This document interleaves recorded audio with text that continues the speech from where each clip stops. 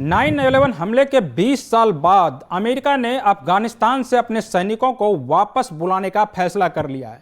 अब इस फैसले का वैश्विक स्तर पर क्या असर पड़ेगा, खासकर के जो आतंकवाद जिस तरह से पूरे विश्व में बढ़ा हुआ है, इस पर क्या असर पड़ेगा, इसी पर हमारा खास कार्यक्रम है भारत तंत्र।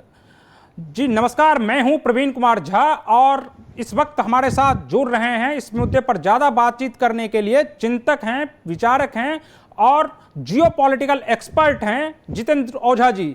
जितेंद्र जी, आपका बहुत बहुत स्वागत है पंजाब केसरी टीवी पर। धन्यवाद प्रवीण जी। सर, जिस तरह से अमेरिका ने अफगानिस्तान से अपने सारे सैनिकों को वापस बुलाने का फैसला कर लिया है, आप इस फैसले को किस रूप में देखते हैं? देखिए, इसके दो पहलू हैं। एक तो अमेरिका को लगता है कि आज की स्थिति में अफगानिस्तान में जो आतंकवादी संगठन हैं उनसे उनको फिलहाल खतरा नहीं है, पहला तो ये है। दूसरा जो है, इस 20 वर्ष के युद्ध में अमेरिका को बहुत नुकसान हुआ है। $2 ट्रिलियन से अधिक उन्होंने खर्च किया है। करीब 2500 उनके सैनिक हताहत हुए हैं, 20,000 उनके सैनिकों को बहुत गहरा जख्म आया और काफ़ी दिक्कतें हुई। और इस दौरान हुआ क्या कि चीन जो है अमेरिका से कई एक टेक्नोलॉजिकल इनोवेशन के मामले में, मिलिट्री इनोवेशन के मामले में या कई क्षेत्रों में चीन उनसे आगे निकल गया है। अगर हम देखा जाए तो उनका रेट ऑफ इकोनॉमिक ये बहुत तेज है। आने वाले 2028 में उम्मीद की जा रही है कि चीन जो है दुनिया की सबसे बड़ी अर्थव्यवस्था बन सकता है इन टर्म्स ऑफ जीडीपी, और ये पहले 2033 में उम्मीद की जा रही थी। तो ऐसी स्थिति में अमेरिका को लगता है कि ये एक बहुत गहरे इसमें घुस गए थे और उनको बाहर निकलने की ज़रूरत है। दूसरा बात आपने कहा कि क्या इसका असर पड़ेगा। देखिए, आतंकवाद तो खत्म नहीं होने वाला है। अमेरिका को खतरा भले ही कम हो गया हो, लेकिन कुछ संगठन है, जैसे पाकिस्तान के एक पूर्व ISI के निदेशक थे, उन्होंने 2014 में एक पाकिस्तान में ही कार्यक्रम हुआ करता था मजाक रात, तो उसमें उन्होंने कहा था कि जब इतिहास लिखा जाएगा तो कहा जाएगा कि पाकिस्तान की ISI, उन्होंने पाकिस्तान नहीं कहा, ISI उन्होंने कहा कि ISI ने सोवियत रशिया को अमेरिकन लोगों की मदद से शिकस्त कर दिया, और दूसरा लिखा जाएगा कि ISI ने अमेरिका को शिकस्त दिया अमेरिका की मदद से ही। तो ये बात जो है, देखिए कि बहुत महत्वपूर्ण है कि इतने साल 20 साल रहने के बाद भी जो टेरर इंफ्रास्ट्रक्चर अफगानिस्तान में है या जो वर्ल्ड वाइड टेरर नेटवर्क है उसको अमेरिका खत्म नहीं कर पाया। और इसके जाने के बाद मुझे लगता है कि टेररिज्म का स्वरूप जरूर बदलेगा, लेकिन टेररिज्म नए स्वरूप में कई जगह उभरेगा। पाकिस्तान की टेरिटरी को, अफगानिस्तान की टेरिटरी को पाकिस्तान कंट्रोल करते रहेगा। अफ्रीका में टेररिज्म बढ़ने के बहुत सारे अंदेशे हैं कि अफ्रीका टेररिज्म का एक नया घर बनेगा। और इसका जो इस्लामिस्ट प्रोपेगेंडा है उसका असर ये हुआ है कि आप यूरोप में देखें या फार ईस्ट में देखें कि कई जगह लोन वुल्फ अटैक होते रहेंगे, छोटे टेररिस्ट अटैक होते रहेंगे। और टेररिज्म को मैं समझता हूं कि अमेरिका के बाहर, कुछ जगह के बाहर टेररिज्म को अपना काम करने का मौका मिलता रहेगा। अमेरिका के इस फैसले के बाद सर, वैश्विक स्तर पर जो आतंकवाद के खिलाफ लड़ाई लड़ी जा रही है, अब आपको क्या लगता है कि यह किस दिशा में जा रहा है? देखिए, जैसे मैंने पहले कहा कि आतंकवाद खत्म नहीं होने वाला है। इसमें दिखाई ये पड़ रहा है कि पाकिस्तान, टर्की और ईरान के साथ मिलकर एक नया उसने जो एक्सिस बनाया है, तो ये एक्सिस जो है आतंकवाद की दुनिया को कंट्रोल करना चाहते हैं। पूरी तरीके से तो नहीं, बहुत हद तक ये कंट्रोल करना चाहते हैं। और कई एक देश हैं इनके जरिए चाहेंगे कि आतंकवाद का इस्तेमाल जो है वो अपने स्ट्रेटेजिक गोल्स के लिए, स्ट्रेटेजिक ऑब्जेक्टिव्स के लिए करते रहेंगे। चीन की जो है इसमें एक बैकिंग है, जो पाकिस्तान और टर्की और ईरान की जो नई एक्सिस बन रही है। हुआ यह है कि टर्की ने क्या काम क्या है कि IS है, इस्लामिक स्टेट और अल कायदा है, इन तमाम संगठन ये इस्तांबुल में आते रहे हैं और टर्किश सरकार ने उनको बहुत प्रश्रय दिया है। देखिए, ये जो भी बड़े संगठन हैं, आतंकवादी संगठन, इनको फंड की ज़रूरत होती है, उनको लॉजिस्टिक्स की ज़रूरत होती है, उनको सेंचुरी की ज़रूरत होती है। और ऐसे में दुनिया भर के जो इंटेलिजेंस एजेंसीज हैं, उनके सरकारें हैं जो मदद करते रहती हैं कुछ न कुछ अपने किसी न किसी वजह से, अदरवाइज ये संगठन टिक ही नहीं सकते हैं। तो पाकिस्तान इन सारे संगठनों का एकमात्र पैटर्न हुआ करता था इस क्षेत्र में, कुछ उसके खिलाफ चले गए हों तब भी। तो ये उम्मीद की जा रही है कि आने वाले दिनों में ये तीन जो एक्सिस है वो मिलकर अलग अलग टेररिस्ट संगठनों के बहुत सारे ग्रुप को वो उसके ऊपर अपना वर्चस्व बनाए रखेंगे। चीन भी चाहेगा कि जब भी जरूरत है तो इन लोगों के जरिए वो इन संगठनों का इस्तेमाल कर सके। दो बातें समझ में आ रही है, एक तो अफ्रीका जो है वो एक इमर्ज करके आ रहा है कि टेररिज्म, आतंकवाद का एक नया घर बन के आ रहा है। वहां पे बोको हराम और अल शबाब और एक इस्लामिक स्टेट ऑफ ग्रेटर सहारा ये सब संगठन बहुत मजबूती से आ रहे हैं। वहाँ पे फ्रेजाइल स्टेट्स हैं जो कि उसको कंटेन नहीं कर पा रहे हैं और इस्लामिक रेडिकलिज्म जोरों से चल रहा है। वहाँ पे भी ड्रग वगैरह की समस्या है। दूसरा, पाकिस्तान जो है अफगानिस्तान को तालिबान के जरिए कंट्रोल करने की पूरी कोशिश करेगा। तालिबान उसकी प्रॉक्सी है और पाकिस्तान जो है चाहता है कि अफगानिस्तान में हर साल वो करीब $1.5 बिलियन वो जनरेट करता है ड्रग ट्रेड से, और $3 ट्रिलियन के मिनरल रिसोर्सेज हैं जो चाइना की नजर उस पर लगी है कि $3 ट्रिलियन के मिनरल रिसोर्सेज को कैसे कब्जा किया जाए। तो मुझे लगता है कि ये जो स्टेट है ये ऑर्गेनाइज्ड टेररिज्म को इस तरीके से कंटेन करेंगे। दूसरा ये होगा कि आपने देखा इंडोनेशिया में लोन वुल्फ अटैक हुए कुछ दिनों पहले, पेरिस में हो चुका है, लंदन में भी हो चुका है। तो ये इस्लामिक प्रोपेगेंडा की वजह से लोन वुल्फ अटैक तो होते रहेंगे और इसके जरिए जो है ये संगठन किसी न किसी तरीके से दूसरे बड़े देशों को वो डराने की कोशिश करेंगे या दूसरे बड़े देशों को अपने इस पे रखना चाहेंगे, अपने टो होल्ड पे रखना चाहेंगे। चीन जो है एक पूरा ब्लैंकेट कवर करके ऐसे तमाम चीजों को खत्म कर देगा, लेकिन मुझे लगता है कि आने वाले दिनों में प्रजातांत्रिक देशों को लोन वुल्फ अटैक से पर चिंता करने की जरूरत है, ऑर्गेनाइज क्राइम नेटवर्क से चिंता करने की जरूरत है, और ये जो टेरर सेंचुरीज जो अफ्रीका में और अफगानिस्तान में बन रही है, कुछ और एरिया में बन रही है। तो फिर यहाँ पर चीन का ये बयान क्यों आ रहा है कि जो अमेरिका जो अपने सैनिकों को वापस लेने का ऐलान किया है उसके बाद चीन की चिंता बढ़ गई है? आखिर चीन की चिंता क्यों बढ़ी है, जबकि चीन तो एक ऐसा राष्ट्र है जो भारत में भी अगर आतंकवाद को बढ़ावा देने के लिए प्रत्यक्ष या परोक्ष रूप से एक प्रकार कहा जाए तो पाकिस्तान को मदद कर रहा है, इसके बावजूद चीन चिंतित क्यों है? दो तीन बातें देखिए, जो ये लोग हैं जो आतंकवाद की मदद कर रहे हैं तो वो चाहते हैं कि भारत को कैसे हम पिन डाउन करके रखें, भारत को कैसे हम दबा के रखें अपने ग्लोबल सुप्रीमेसी या इस रीजनल सुप्रीमेसी की वजह से। चीन का दूसरी बात ये होती है कि कभी भी लोग कहते कुछ और है और करते कुछ और है, तो इस स्टेटमेंट को जरा ध्यान से देखने की जरूरत है। जियो पॉलिटिक्स में इक्विलिब्रियम इतने आसान नहीं होते। तीसरी बात है कि चीन की चिंता की वजह एक है कि जब तक अमेरिका का दबाव है तब तक जो है तालिबान और पाकिस्तान दोनों चीन के पंजे के नीचे दुबक के रहेंगे, लेकिन जब अमेरिका का दबाव खत्म होता है तो ये बैलेंस खराब हो सकता है। तो एक रिमोट पॉसिबिलिटी है कि ये लोग उनसे आंख भी दिखा सकते हैं। अभी तो अमेरिका के दबाव की वजह से ये दोनों चीन के पंजे के भीतर छुपे हुए हैं, उनके कदमों के भीतर छुपे हुए हैं। तो मुझे लगता है कि दोनों कॉम्बिनेशन है फैक्टर का। एक तो पॉलिटिकल प्रोप्राइटी कहती है कि नहीं, इसमें एक बैलेंस बने रहना चाहिए। चीन चाहता होगा कि अमेरिका के रहते रहते वो बैलेंस बना रहे और अमेरिका की ताकत कम होती रहे। ये भी एक चीन का मकसद होगा कि जब तक अफगानिस्तान में अमेरिका है उसकी ताकत बहुत कम हुई है तो वो भी होगा, और दूसरा कि कैसे उनको लेकर रखा जाए। तो मेरे ख्याल से यही वजह है कि चीन कह रहा होगा, लेकिन चीन को गंभीरता से बहुत ज्यादा इस मुद्दे पे नहीं लेना चाहिए। तीसरी चीन की एक और चिंता हो सकती है कि ये जो है तालिबान को अगर फ्री होल्ड मिल जाता है और इस्लामिक रेडिकलिज्म वाकई जोरों से निकल रहा है तो चीन के जिंगजियांग प्रोविंस पे असर पड़ सकता है, सेंट्रल एशिया पे असर पड़ सकता है जहां पे चीन के कई प्रोजेक्ट होते हैं। तो देखिए ये जियोपॉलिटिकल इक्विलिब्रियम बहुत डेलिकेट और बड़ी कॉम्प्लेक्स होती है, तो हमारे ख्याल से चीन के स्टेटमेंट को इसी परिप्रेक्ष्य में देखने की जरूरत है। लेकिन सर, जिस तरह से अमेरिका ने अपने 2500 सैनिकों को और नाटो ने भी 7000 जो गैर अमेरिकन सैनिक हैं उनको वापस बुलाने का ऐलान कर दिया है, तो अब इसके बाद जो वैक्यूम क्रिएट होगा उससे आपको नहीं लगता है कि जो तालिबान एक प्रकार से फिर से उसी तरह से इमर्ज करेगा जिस तरह से वो पुरानी स्थिति में था, और एक बार फिर से जो है वो दूसरे देशों के लिए खतरा पैदा कर सकता है? अफगानिस्तान के लिए तो करेगा ही, अन्य देशों के लिए भी खतरा पैदा कर सकता है।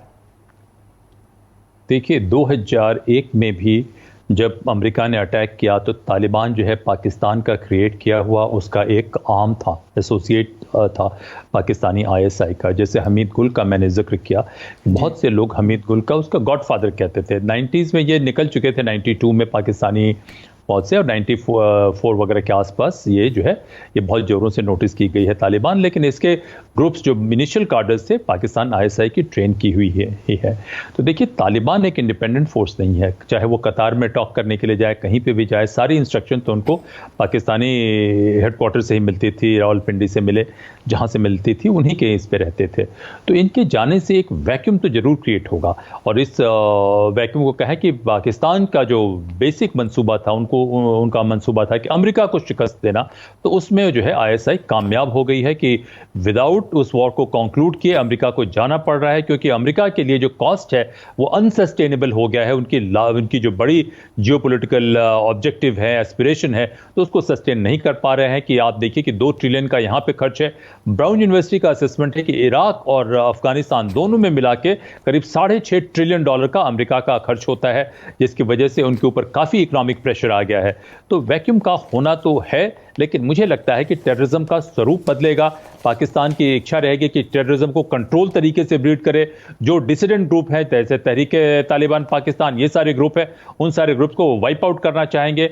वो चाहेंगे कि तालिबान के जरिए उसको कंट्रोल करके रखें, और टेररिज्म को जैसे वो एक स्टेट टूल के रूप में इस्तेमाल करते वो करते रहेंगे। भारत के खिलाफ ऑलरेडी मैं देख रहा हूं कि उनके एनएसए के कई एक थिंक टैंक्स पे जाके उन्होंने बातचीत की है, तो बहुत ही अनर्गल बातें की है और भारत के खिलाफ बहुत प्रोपेगेंडा किया है। तो ये भी है कि जो लोकलाइज्ड ग्रुप्स है यहाँ वहां पे, उनके जरिए वो दूसरे जगह पे टेररिज्म इस्तेमाल करते रहेंगे। तो वैक्यूम आएगा और टेररिज्म का स्वरूप बदलेगा, लेकिन टेररिज्म का इस्तेमाल स्टेट पॉलिसी के लिए होता रहेगा। प्रवीण जी, मेरा ये मानना है। सर, एक तरफ अमेरिका जो है यह लगातार कह रहा है कि जो तालिबान को जो है वो पाकिस्तानी सरकार और आईएसआई का मदद मिलता रहा है, लेकिन दूसरी तरफ वहीं जो है अमेरिका पाकिस्तान की मदद भी कर रहा है। तो अमेरिका की इस नीति को आप कैसे देखते हैं? देखिए, अमेरिका में कभी भी एक कोहेसिव पॉलिसी, बहुत डेमोक्रेसीज में ये दिक्कत है कि कहीं भी कोहेसिव अप्रोच नहीं रहा है। भारत में भी देखिए कि भारत के कुछ पुलिस अफसरों पे मुझे बहुत संदेह है और बहुत लोगों को संदेह है कि वो जो है पाकिस्तानी ड्रग और क्राइम एम्पायर और एक्सटॉर्शन और फेक करेंसी में शामिल है, करप्शन की वजह से शामिल है यहाँ पे, जैसे सस्पेक्ट किया जाता है, और कुछ पॉलिटिकल लोग भी शामिल हैं। तो इसका डायनेमिक्स ही ऐसा होता है। अमेरिका में माना जाता है कि जो उनकी मिलिट्री है, डिपार्टमेंट ऑफ डिफेंस है, पेंटागन है, ये लोग जो है वे इनके खिलाफ बड़े सख्त एक्शन की बात करते हैं, लेकिन कुछ उनके सरकार के ऐसे विंग हैं, पता नहीं काउंटर टेरर में कोऑपरेशन के लिए या किसी चीज़ के लिए उसकी वजह से करते हो या कोई और वजह है जिसके बारे में ओपन मीडिया में कोई जानकारी नहीं है, लेकिन उस वजह से उनका ये रहा है। तो अमेरिका के भी फ्रैक्चर्ड रिस्पांस रहा है तालिबान को और पाकिस्तान को डील करने के लिए। दूसरी बात यह है कि पाकिस्तान दोनों तरफ गेम प्ले करता है। कुछ तालिबान को तो मरवा देता था, कुछ को में वो मदद करने के लिए जाता था और उनको वो खुश कर देता था, अमेरिका के लोग खुश हो जाते थे। पाकिस्तान का दुनिया भर के क्राइम नेटवर्क में पाकिस्तान 30-40 साल से किसी एरिया में आप जाएं और स्पेशलाइज करने लगे तो स्पेशलाइजेशन बन जाती है। तो पाकिस्तान की ऑर्गेनाइज्ड क्राइम में और रेडिकलाइजेशन में बहुत जबरदस्त नेटवर्क है। इन लोगों के बीच में एक इंटरफेस होते रहता है और एक एज ए स्टेट पाकिस्तान जब भी ये टेररिस्ट ग्रुप या कुछ लोग कहीं पे भी इनको दिक्कत होती थी वो उनको बेल आउट कर लेता था, अपने यहाँ बुला के या अपने गुडविल से किसी दूसरे तीसरे देशों पे जाके उनकी मदद कर देता था। ये सारे टेररिस्ट ग्रुप जो है, बहुत सारे टेररिस्ट ग्रुप और ऑर्गेनाइज क्रिमिनल्स, दाऊद इब्राहिम का तो पता ही है कि वो वहां से बैठ के उसका नेटवर्क भारत में चल रहा है, वो वहां से बैठा हुआ, उसका नेटवर्क भारत में, अफ्रीका में, वेस्ट एशिया में, यूरोप में कई जगह चल रहा है और वैसे कई और लोग हैं जिनका नेटवर्क चल रहा है। तो पाकिस्तान की एक यूटिलिटी है सारे देशों के लिए जो टेररिज्म के खिलाफ लड़ रहे हैं। कुछ लोगों के साथ इतने सालों का उनका संबंध है और संभव है कुछ उनकी बातें पाकिस्तान जानता हो या कुछ होता होगा जिसकी वजह से वो जो है पाकिस्तान के खिलाफ कड़ा कदम नहीं उठा पाए। वरना इसकी बुनियाद जो है, जड़ जो है रूट ऑफ टेररिज्म की पाकिस्तान के पाले में है। अफगानिस्तान तो उसका एक मैनिफेस्टेशन है। पाकिस्तान ने अफगानिस्तान का इस्तेमाल किया और अमेरिका और सोवियत रशिया के खिलाफ जो डिफरेंसेस थे उसका इस्तेमाल पाकिस्तानी मिलिट्री सिंडिकेट ने किया अपने फायदे के लिए। तो ये बात मुझे लगता है कि इन्हीं सारी वजह से अमेरिका ने एक डिसाइसिव अप्रोच अमेरिका नहीं ले पाया है। सर, जब अमेरिका के अभी वरिष्ठ सांसद हैं जैक रीड, उनका कहना है कि अफगानिस्तान में जो अमेरिका की हार हुई है एक प्रकार से, तो इसके लिए पाकिस्तान जिम्मेदार है। जब अमेरिका को यह पता है, इसके बावजूद डायरेक्ट कोई अटैक पाकिस्तान पर अमेरिका क्यों नहीं कर रहा है? देखिए, डायरेक्ट मिलिट्री अटैक तो सारे अवॉइड करना चाहते हैं क्योंकि कई जगह उनकी यूटिलिटी भी है पाकिस्तान की, कई जगह पाकिस्तान के क्लैंडस्टाइन इन्फ्लुएंसेस हैं। देखिए, जैसे हमने कहा कि 10,000 करोड़ रुपए तो सिर्फ वो अफगानिस्तान से उगाही करता है, भारत से कितने पैसे उगाही होते हैं उसका पता नहीं। बहुत सारे जगह पे आपकी अर्थव्यवस्था अच्छी होने के बावजूद लिक्विड कैश जो है सरकारों के पास नहीं है लॉबिंग के लिए। अमेरिका में लॉबिंग बहुत मजबूत है, वो लॉबिंग करते हैं, बहुत अनर्गल झूठ बोलते हैं, बहुत सारे लोग उनको बुलाते हैं और वो बहुत सारे, इनका ये फाइनेंशियल क्लाउड जो है प्रॉपर बिजनेस और कमर्शियल क्लाउड्स के जरिए पहुंच गया है सारे जगह में जहां पे उनका इन्फ्लुएंस है। तो उन्होंने क्या काम किया, चीन के साथ भी वो मिल गए हैं। तो वो एक छोटा सा देश जरूर है, मगर मैं मानता हूं कि वो एक बहुत भयंकर शातिर लोगों का गिरोह है, जो गिरोह को एक टेरिटरी मिल गई है, पॉपुलेशन मिल गया है, जिसको वो बरगला के अपने डायरेक्ट मिलिट्री और इनडायरेक्ट मिलिट्री के लिए इस्तेमाल करते हैं, जिसके खिलाफ बहुत सारे देश सोचते हैं, क्योंकि डायरेक्ट प्रोवोकेशन नहीं है, सारे लोगों पे शक है। और ये इस किस्म का वार है जिसमें आपने देखा कि अमेरिका की भी पकड़ इस किस्म के युद्ध पे उतनी मजबूत नहीं है जितनी होनी चाहिए। तो इस एरिया में एकमात्र देश जिसको सबसे अधिक खतरा है वो भारत है।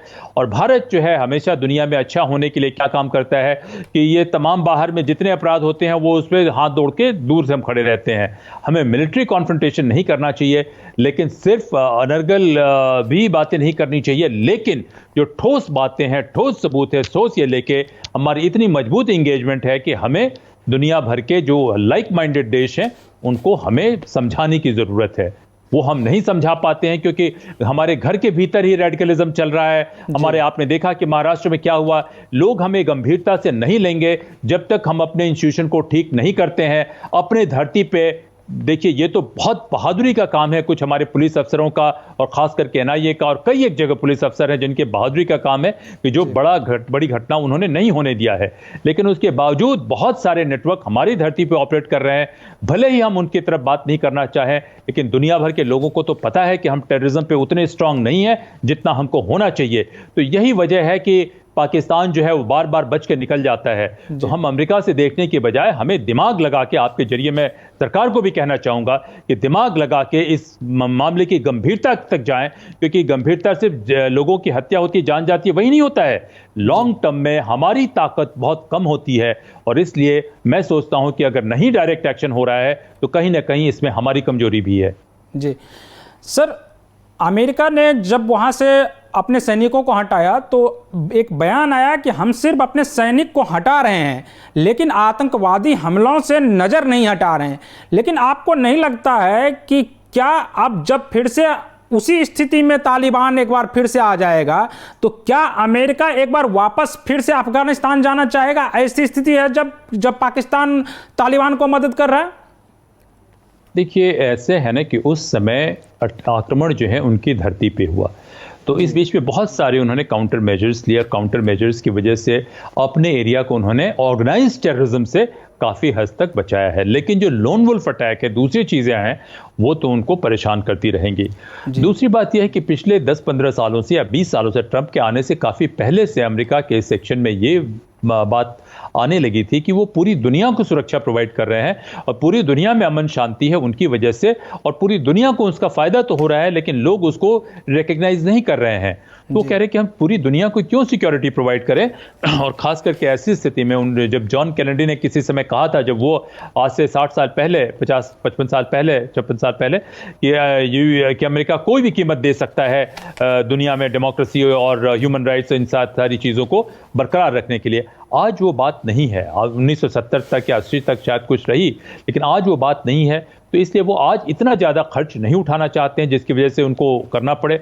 आज उनका लक्ष्य सीमित है आतंकवाद पे, कि अमेरिका की धरती पे कोई आक्रमण नहीं होना चाहिए। और खास करके चीन का वर्चस्व जिस तरीके से बढ़ रहा है, वो चाहते हैं कि उस वर्चस्व को कम करें और अपनी ताकत को भीतर से, जिस तरीके से टेक्नोलॉजिकल इनोवेशन से कह के, मॉडर्नाइजेशन से कह के, बहुत सारे डोमेस्टिक सेक्टर्स को एड्रेस करके वो बढ़ाना चाहते हैं। और लाइक माइंडेड देशों को चाहते हैं कि हम आपको चैरिटी नहीं देंगे, फ्रीबीज नहीं देंगे, आप कोऑपरेट करके हमारी पार्टनरशिप में आके दुनिया को थोड़ा मजबूत करने की कोशिश करें। तो पूरे अमेरिका के अप्रोच में एक बदलाव है, और उनका अप्रोच अपने नेशनल इंटरेस्ट से, अपने राष्ट्रीय हितों से प्रेरित है, बजाय कि किसी मैं कहूँगा कि बेनेवोलेंस से या पूरे दुनिया के हितों से प्रेरित होने की बजाय।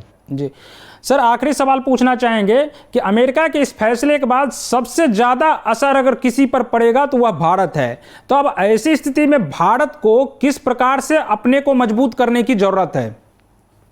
देखिए, जैसे हमने कहा कि भारत को 2-3 चीज़ों को तो बहुत ध्यान देने की ज़रूरत है। जैसे एक, अपनी सारी इंस्टीट्यूशंस की कैपेसिटी बढ़ाएं और एक रीस्ट्रक्चर करें। सिर्फ टैक्टिकल एफिशिएंसी नहीं बढ़ाएं, बल्कि एक स्ट्रेटेजिक अप्रोच रखें कि हमें ये जो है गुप्त युद्ध, छद्म युद्ध, ये जो है ऑर्गेनाइज्ड क्राइम से मिलके ये रेडिकलिज्म से मिलके ये जो छद्म युद्ध है, इसका खतरा बहुत गंभीर है। और इस गंभीर खतरे के लिए हम सिर्फ यही नहीं कह रहे कि अपने क्षेत्र में बचाव करें, दिमाग लगा के जहां से खतरा हो सकता है उसको वहीं से पैरालाइज किया जाता है। देखिए, युद्ध जीतने का तरीका सिर्फ डिफेंस नहीं होता है, डिफेंस तो बहुत क्रूशियल है, लेकिन ऑफेंस भी जरूरी होता है। तो मैं कहूंगा कि combination of defence and offence दोनों की जरूरत है। दूसरा, भीतर में जो है जहां तक हो सकता है, जैसे मैंने मुंबई की घटना का ये जिक्र किया, जितने ऑर्गेनाइज क्राइम के ये ग्रुप्स हैं जहां पर भी रेडिकल प्रोपेगेंडा होता है, क्योंकि बहुत सारे आतंकवादी संगठनों को मूल प्रेरणा मिलती है देवबंदी सोच से, जिस सोच में कहते हैं कि गैर मुस्लिमों को जीने का भी कोई हक नहीं, उनकी हत्या भी जायज है। ये जो सोच है, ये प्रोपेगेंडा घरों में भी बैन करने की जरूरत है, मैं तो ये कहूंगा। और दूसरा, हमारे पुलिस के व्यवस्था में और अदालत की व्यवस्था में, दोनों में भयंकर बदलाव की जरूरत है, बहुत ज्यादा बदलाव की जरूरत है। कि जब तक इसमें इंसेंटिव नहीं होता है तब तक बात आगे नहीं बढ़ेगी। ये सिर्फ टैक्टिकल बातें नहीं है, ये समस्या छोटी दिख रही है लेकिन समस्या बड़ी हो सकती है। तीसरा, जो पाकिस्तान का अंतर्राष्ट्रीय प्रोपेगेंडा है कि जो कई बार कहते हैं कि अरे भारत ने ये करवाया, उसको हमें बहुत कायदे से लोगों को, जो कायदे के लोग उनको बैठा के बतलाने की जरूरत है। और जो भी गलत प्रोपेगेंडा ऐसा कर रहे हैं उनके ऊपर बड़ी कार्रवाई करने की जरूरत है। चौथा, हमें देखना है कि हमारी टोटल टेक्नोलॉजिकल और इकोनॉमिक जो डेवलपमेंट है और फास्टर डेवलपमेंट है वो किसी कीमत पे कम नहीं हो। वो डेवलपमेंट होती रहेगी तभी ये सारी चीजें ठीक रहेगी। और मैं सोचता हूं कि ये दोनों एक दूसरे से जुड़ी हुई हैं। तो मैं सोचता हूं कि टैक्टिकल और स्ट्रेटेजिक, डोमेस्टिक और ग्लोबल एंड रीजनल, इन सारे के कॉम्बिनेशन लेके बहुत सारी डिटेल आपके चैनल पे मैं नहीं कहना चाहूंगा, लेकिन जब भी सरकार बुलाती है, मुझे पूछती है, तो मैं जरूर उनको बतलाना चाहूंगा डिटेल भी कि कैसे जाने की जरूरत है। लेकिन हमें बहुत गंभीरता से इसको लेने की जरूरत है। प्रवीण जी सर, आपका बहुत बहुत शुक्रिया। तो आज के भारत तंत्र में बस इतना ही। अगले एपिसोड में हम और किसी और मुद्दे के साथ हाजिर होंगे। तब तक के लिए मुझे दीजिए अनुमति। नमस्कार।